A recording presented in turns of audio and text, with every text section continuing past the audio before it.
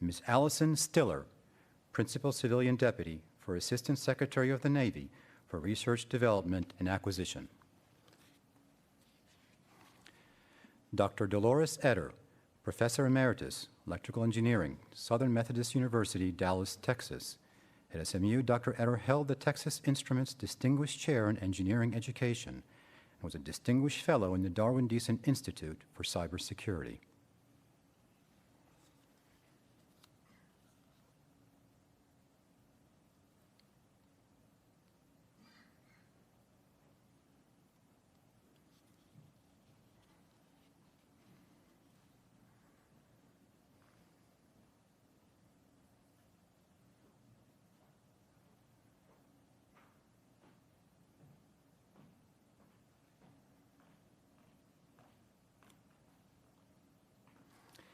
Color guard, advance the colors.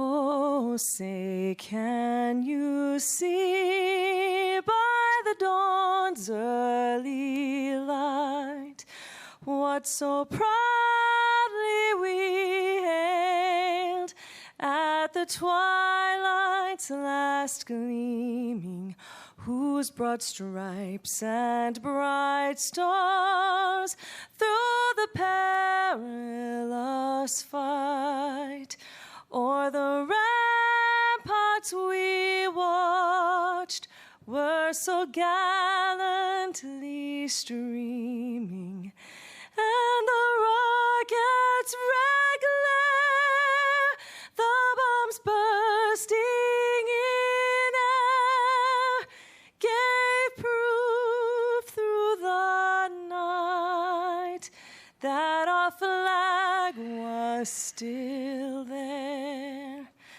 Oh, say, does that star-spangled banner yet wave o'er the land of the free and the home of the brave? Halt! Shoulders, hearts! Color guard, retire the colors. Ready, step.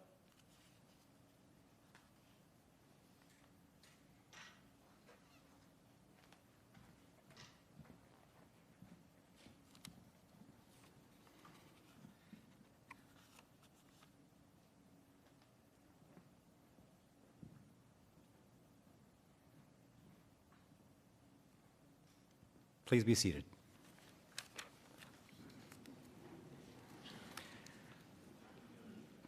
Good morning and welcome to the Navy's Dr. Delores M. Etter Top Scientists and Engineers Annual Awards Ceremony, where we are recognizing 49 scientists and engineers from the thousands of naval scientists and engineers, no doubt the best of the best. It is my honor to introduce the Principal Civilian Deputy for ASNRDA, Ms. Allison Stiller.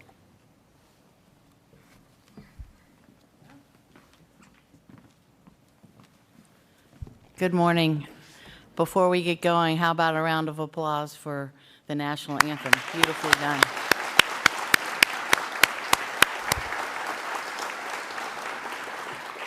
So good morning, and welcome to the awards ceremony for the Dr. Delores M. Etter Top Scientists and Engineers for the year 2018. Please join me in welcoming Dr. Etter, former Assistant Secretary of the Navy for Research, Development, and Acquisition, who has traveled here today to personally present these awards. The annual Science and Engineering Awards program, named in Dr. Etter's honor, was established in 2006 to recognize excellence in the Department of the Navy's highest performing scientists and engineers in the areas of basic and applied research, science, and engineering. Dr. Etter, your presence here today and commitment to these awards truly adds to the prestige of this recognition. I'd also like to welcome the flag and general officers and members of the senior executive service here today.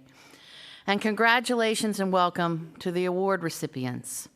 I want to extend a special welcome to the families of the award recipients. We purposely scheduled this event at this time of year in hopes that you would be able to join us. We know that with these great accomplishments also comes great personal sacrifice of time and energy. Today, we want to give you, the families, a greater understanding of the impact your loved one has made on the Department of the Navy, our sailors, our Marines, and their families. Join me in a round of applause as an offer of our thanks to the families of today's awardees.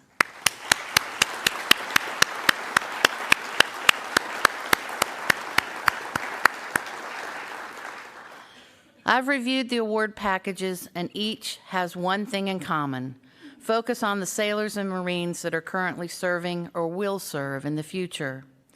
And this is a key point, because today, like most days, nearly half of our Navy's fleet is underway. Our sailors and Marines operate continuously on every continent, every ocean, every sea, and every inlet. They operate on the sea, under the sea, in the air, in space, on every terrain, and in every environment known to man. Every day, we are bombarded with images that remind us that we are in a complex security environment. Security issues abound, with nation-state and non-state actors. We have to discover solutions to today's security challenges now and be ready to address future challenges, all at unprecedented speed and lower cost. This is why the Department of the Navy relies on our scientists and engineers. The recipients before you represent less than 1% of the more than 30,000 professionals who comprise the Department of the Navy's research and engineering community. Our scientists and engineers devote countless hours to take a vision from an idea to a warfighter capability. They press ahead when things don't turn out as planned, and when things go well, they keep pressing to make it even better. It is this drive that has seen the Department of the Navy transition from wooden ships to ironclad, steam to gas turbine, to nuclear power and beyond. Our mission is to provide systems to the men and women of the Navy and Marine Corps that support their missions and give them a technological edge over our adversaries.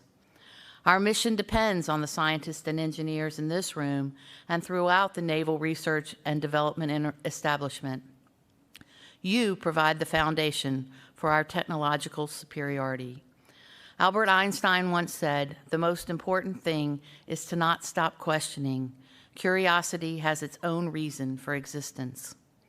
And questioning and curiosity are core to the achievements of today's award recipients and the thousands of naval scientists, engineers, and technicians dedicated to discover, develop, transition, and field technologically superior naval warfighting capabilities. So today, we celebrate the accomplishments from 2018, those designed to make the warfighter safer, more connected, more resilient. These scientists and engineers have developed ways to make our systems and platforms more lethal, more reliable, and more sustainable. Today's awards recognize achievements in every domain, from undersea warfare to space, from aviation to surface warfare. These advances make a positive difference in every community. You will hear about the development of more lethal warheads, molecular characterization of chemicals potentially causing hypoxia in our pilots, development of hypervelocity projectiles, and development of a high-energy laser system to counter small targets. Other accomplishments focused on fielding capability to the warfighter faster, including the deployment of a virtual twin of our Aegis combat system and implementation of a developmental operations environment for our consolidated afloat network. In addition, you'll hear about efforts to reduce the cost of our platforms, such as the use of additive manufacturing to produce a submarine mast at 1/8 of the current cost. Our scientists and engineers are our nation's best. They are on the cutting edge, working with microwave photonics, metamaterials, imaging sensors, networks, and so much more. I'll admit, as you listen to the award citations, you will hear a lot of complicated descriptions of various technologies and capabilities. Yes, the work is as complex as it sounds. This is not simple stuff. But these are not simple times. And to the young folks in the audience today, what we do to support our warfighter is challenging and rewarding. I hope you'll be as excited about the work of your mom, dad, aunt, uncle, brother, or sister as they are about the work that they do every day. Maybe one day you'll be on the stage being recognized for your significant accomplishments. Congratulations to today's awardees and their families. The achievements you have made will have a lasting impact on our sailors and Marines. You changed the way they plan, the way they train, and the way they fight. Thank you for your hard work. Now, let's get on with the awards.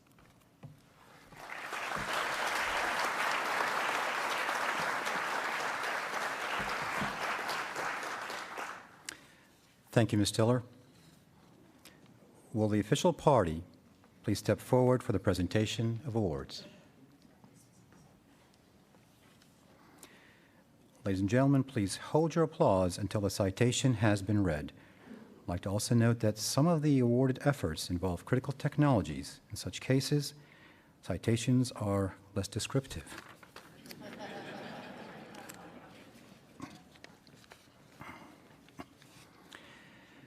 Our first two awardees are in the category of Emergent Engineers. And our first award, Mr. George McDaniel, Naval Surface Warfare Center, Indian Head Explosives Ordnance Disposal Technology Division. Developed novel underwater explosives formulations through the use of resident acoustic mixing, RAM mixing. By adapting RAM mixing technology, these novel explosives formulations were successfully cast into intricate narrow channels of additively manufactured warheads to significantly increase lethality. Such deposition cannot be achieved with current casting processes. Mr. McDaniel has completed qualification testing for a RAM-made PBXN 110 formulation, paving way for future RAM qualification efforts.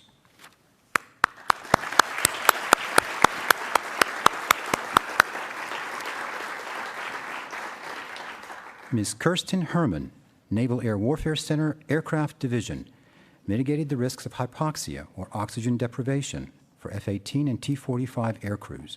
Ms. Herman developed a characterization matrix enabling toxicologists to quickly isolate and prioritize 6 possible contaminants of the over 700 potential chemicals that can cause hypoxia. Ms. Herman designed a test protocol to understand the dangerous contaminant levels and validated her findings via test results from deployed aircraft. Ms. Herman's work substantially advances pilot safety and aircraft readiness.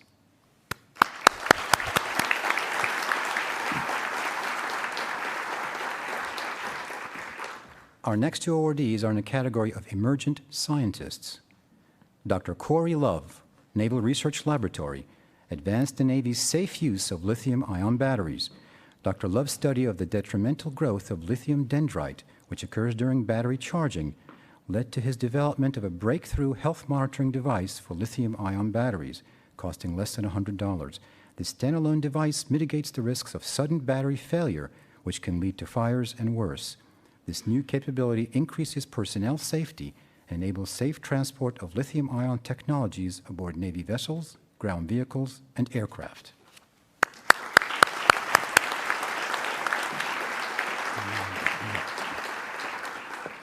Dr. Brittany Lynn, Naval Information Warfare Center, Pacific, modeled and performed experiments to advance the laser-induced plasma effect system to provide novel communications and defensive systems. Dr. Lynn has advanced new short and ultra-short laser-induced plasma applications for the Navy, leading to new applications across multiple domains, from ship defense and sensing to scalable counter-personnel and counter-materiel applications. Dr. Lin has 2 recent patents in this area, with 4 pending and 8 in the works.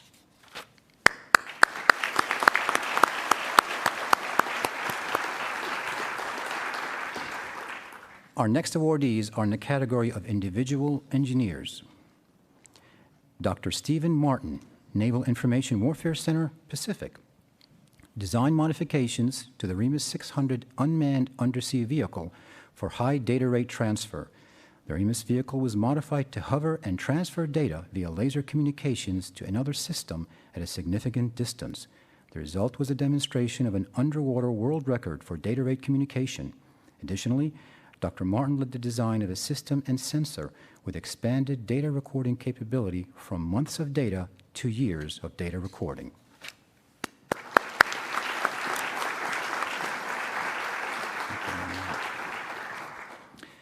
Mr. Lynn Thomas, Naval Surface Warfare Center, Dahlgren Division, designed and tested the first hypervelocity projectile launch package fired from a U.S. Navy ship, 5-inch gun. Several HVP rounds were successfully fired from the USS Dewey during the Rim of the Pacific exercise in July 2018. The high-acceleration package is designed to survive the demanding environments of multiple conventional gun systems and the electromagnetic railgun. Recently, the HVP round has also been successfully fired through the Army's 155mm howitzer, proving the viability of a more cost-effective, common guided projectile.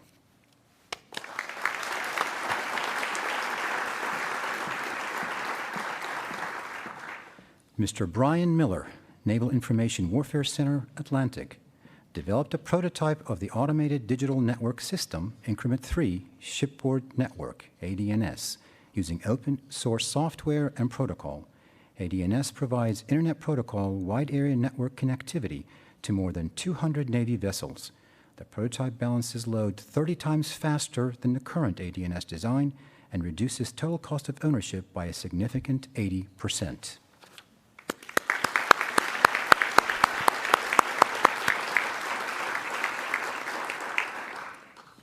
Dr. John Lundberg, Naval Surface Warfare Center, Dahlgren Division, modeled the radiation pressure forces affecting global positioning system satellite orbits.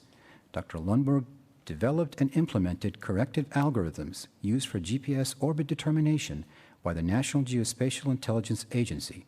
His new algorithms were key to the successful performance of the first Global Positioning System Block 3 satellite. This new generation of satellites will provide signals with improved safety, security, and jamming resistance.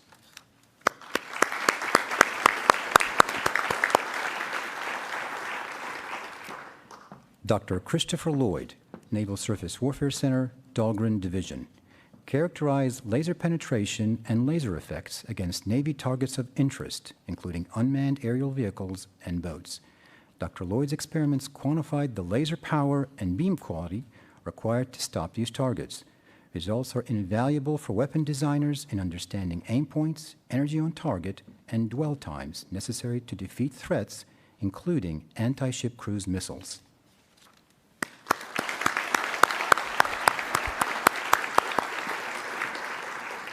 Mr. Chris Alspaugh, Program Executive Office, Command Control, Communications, Computers, and Intelligence, implemented a development operations, DevOps, environment for the Consolidated Afloat Network and Enterprise Services, CANES. In this environment, technology development occurs simultaneously across multiple subsystems, leading to hundreds of synchronized engineering changes to the system. Mr. Alspaugh expanded and enabled delivery of cyber-resilient networks to over 74 platforms in the Navy, accelerating the delivery of command, control, intelligence, and logistics capabilities.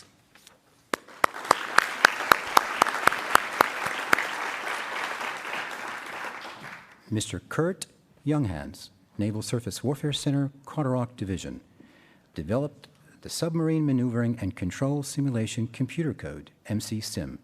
This physics-based code uniquely accounts for the vortex dynamics associated with the maneuvering of submarines. MC-SIM code is used to determine the size, location, and deflection rates of rudders, stern planes, and forward planes of Virginia and Columbia-class submarines. As the Navy's mission requirements and challenges evolve, designers can rely on MC-SIM to address the needed unconventional and innovative features of future submarine designs.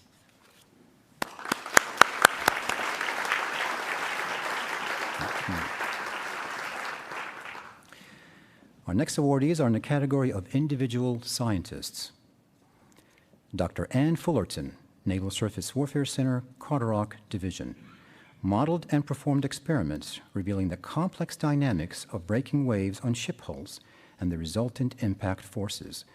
This research has led to more comprehensive understanding of shipboard damage in modest sea wave conditions and provided a basis for new design standards for future ships and submarines. Dr. Fullerton's research is providing a new foundation for signature reduction technologies for future ship and submarine designs.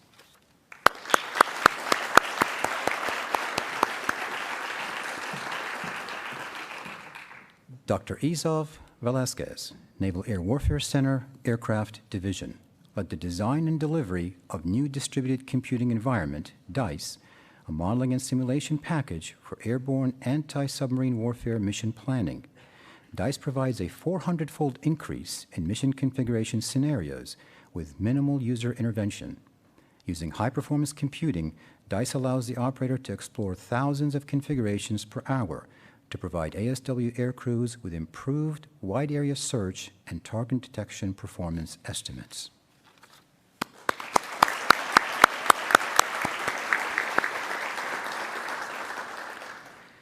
Dr. Jason McKinney, Naval Research Laboratory, developed novel microwave photonic devices for electronic warfare applications. These microwave subsystems are particularly advantageous for applications requiring large standoff distance between RF antennas and signal processing hardware.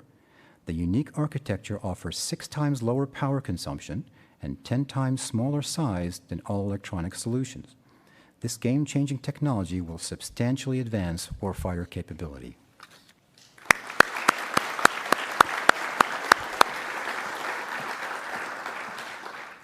And now for our group category, the Autonomous Unmanned Underwater Vehicle Docking Development and Integration Team.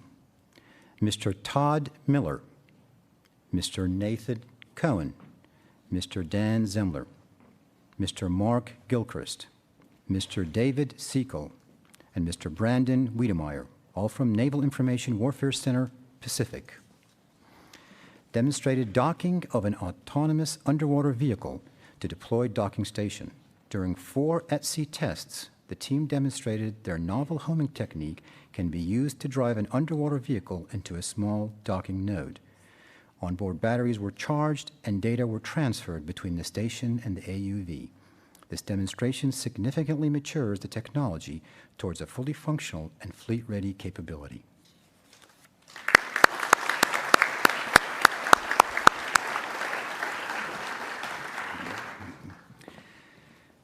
The Shipboard Engagement Activity Monitoring System, SEAMS, Development Team. Mr. Scott Sarama, Mr. James Waterman, Mr. James Edelberg, Dr. Michael Wilson, Mr. Dale Linnevonberg from Naval Research Laboratory. The team designed, assembled, and deployed 2 complete high-resolution 24/7 360-degree video recording systems to provide situational awareness at sea and in port. The prototype system captures an unprecedented record of activities on and around coastal patrol boats, supporting rapid incident reporting. This ruggedized system is quick to set up, requires minimal ship alterations, and operates autonomously. In response to a fleet need, the team's quick actions have truly enhanced fleet safety.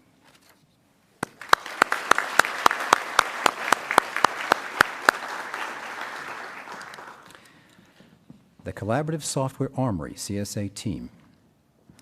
Mr. Richard Jack, Mr. Chris Johnson, Mr. Chris Mayfield, Mr. David Bautista, Ms. Dianara Radcliffe, and Mr. Matt Cleary, all from Naval Information Warfare Center, Pacific. Established secure development and operations, SecDevOps, to rapidly deploy software afloat. This Collaborative Software Armory, CSA, utilizes a cloud-enabled SecDevOps environment for software development, testing, deployment, and operations. It embraces SecDevOps commercial best practices with focus on automation and rapid delivery. The CSA team demonstrated the compile to combat in 24 hours concept in several fleet exercises. This IT software development process enables rapid accreditation and deployment, releasing better software products with greater security in hours and days instead of months.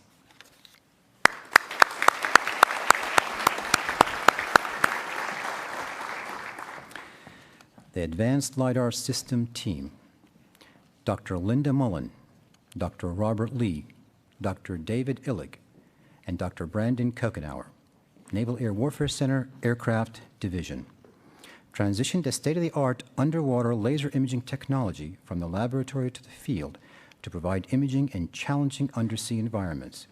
The patented innovation combines advanced radar techniques with precision laser sensing for integration into autonomous underwater vehicles. This new innovation provides the Navy the ability to discriminate between small threats, such as mines and unmanned water vehicles, thereby improving our capabilities in mine and anti-submarine warfare, explosive ordnance disposal, and surveillance.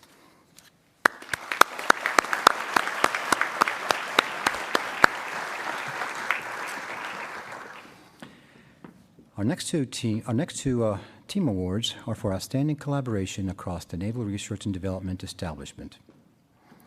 The Submarine Mast Broadband Antenna Team, SUMBA, Mr. Glenn Waring, Naval Surface Warfare Center, Dahlgren Division, Damnick. Mr. Daniel Corbett, Naval Undersea Warfare Center, Division, Newport.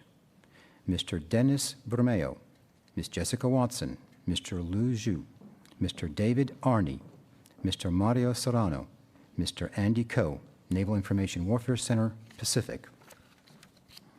Team deployed a submarine mast broadband antenna system in only 18 months. The leading-edge design of the omnidirectional antenna incorporates a convex lens to increase antenna performance at the horizon, limiting the need for directional antennas. The team additively manufactured metal plate antenna prototypes in a matter of weeks at only an eighth of the typical developmental cost. With 4 patent applications in antenna and radio frequency design, this leap forward in signals intelligence greatly enhances continuous operations in challenging world environments.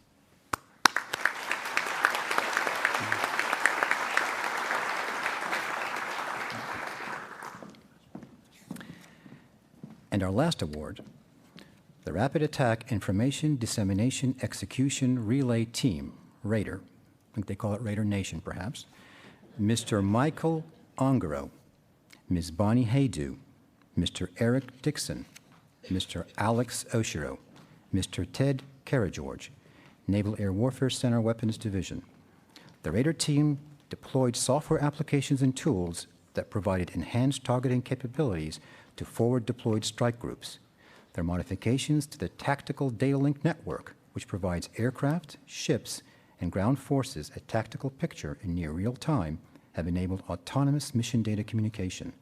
These enhancements have increased mission-level responsiveness at the tactical and operational levels.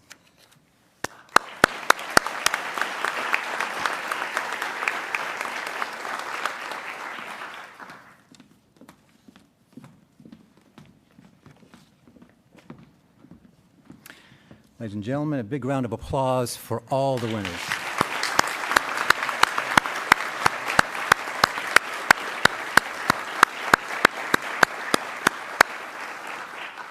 Now, ladies and gentlemen, Dr. Delores Etter.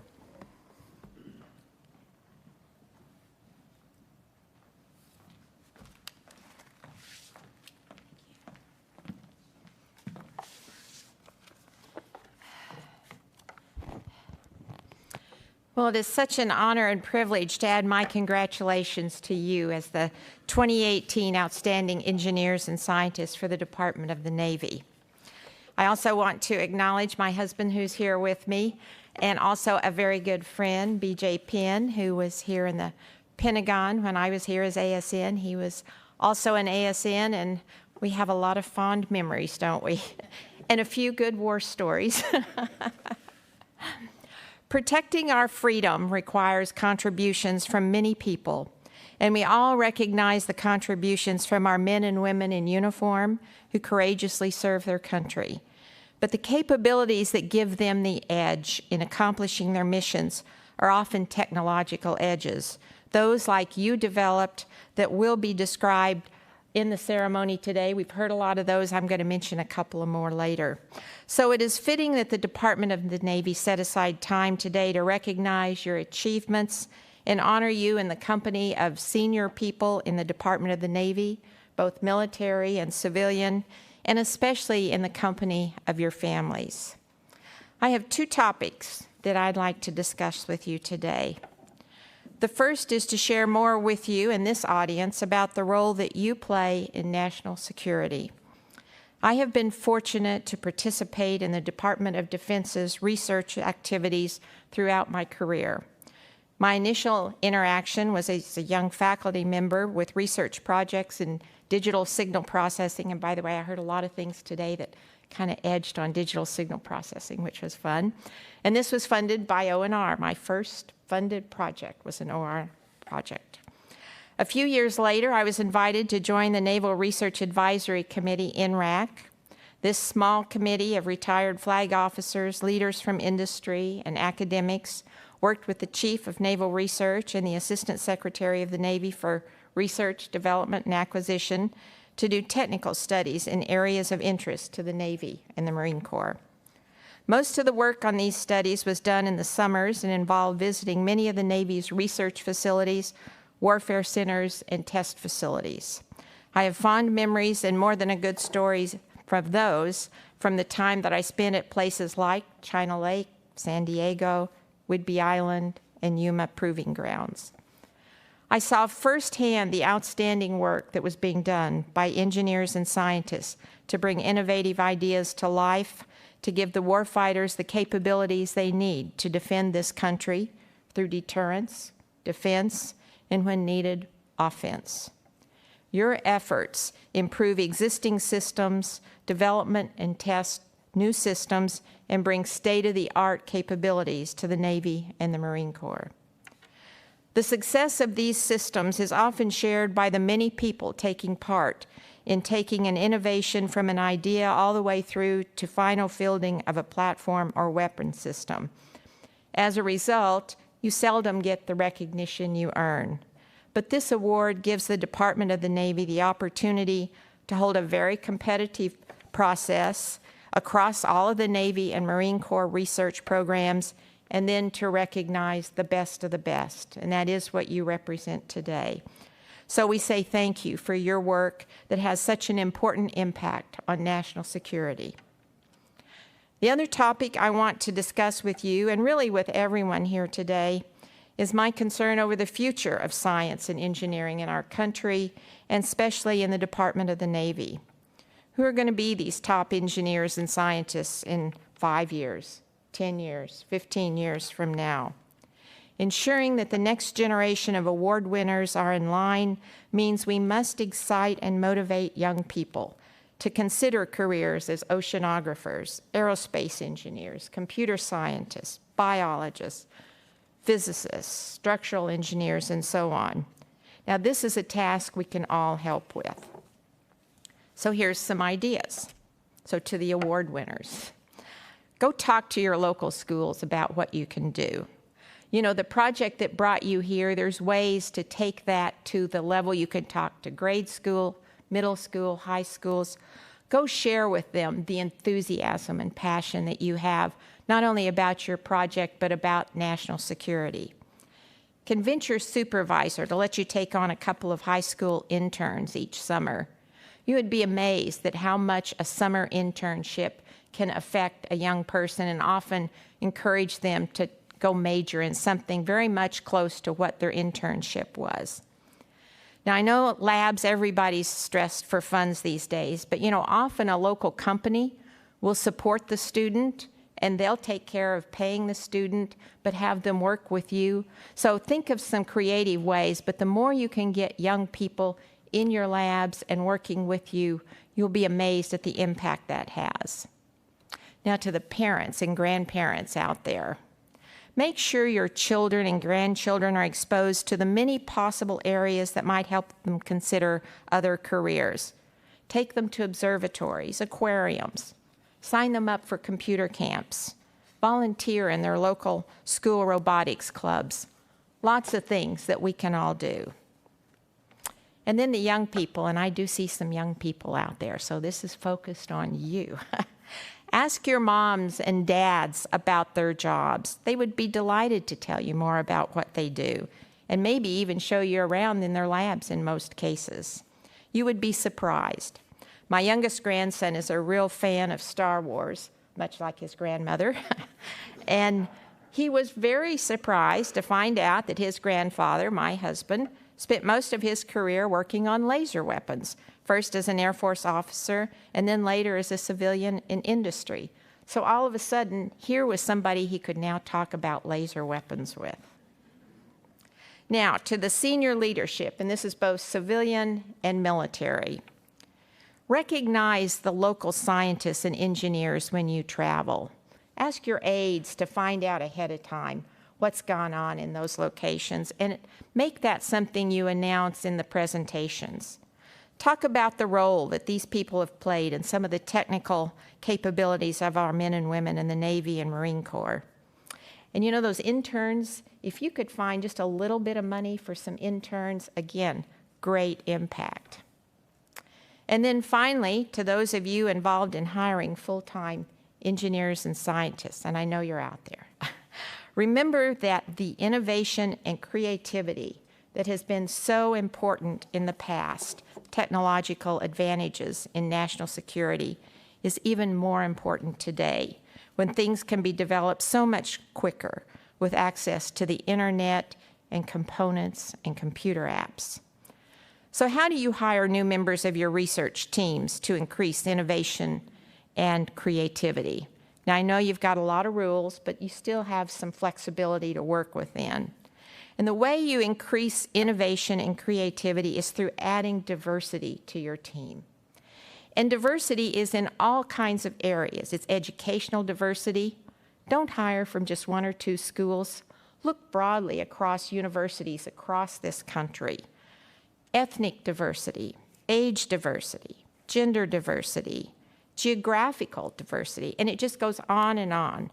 The broader the experience, education, and background that you bring to a team working on a research problem, the more likely you are to have innovative and creative ideas from that team, as long as you create an environment that values diversity.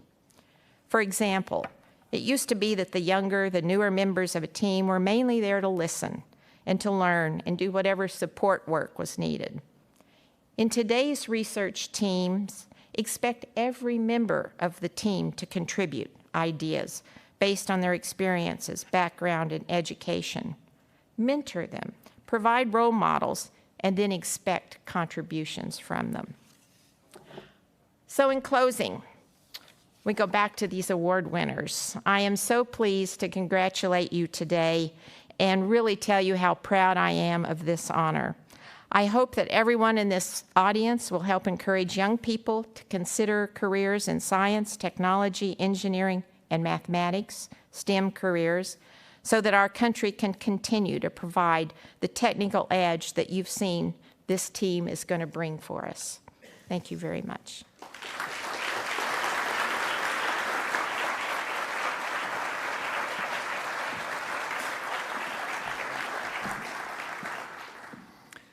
Thank you, Dr. Etter.